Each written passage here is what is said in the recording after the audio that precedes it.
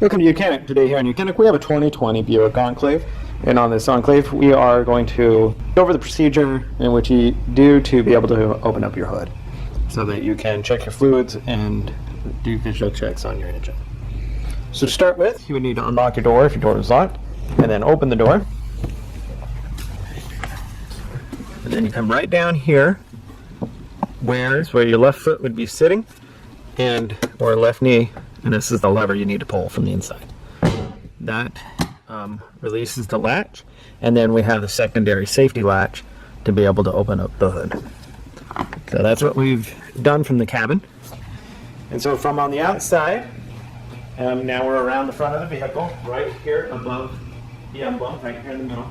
We have a lever that we need to move to the right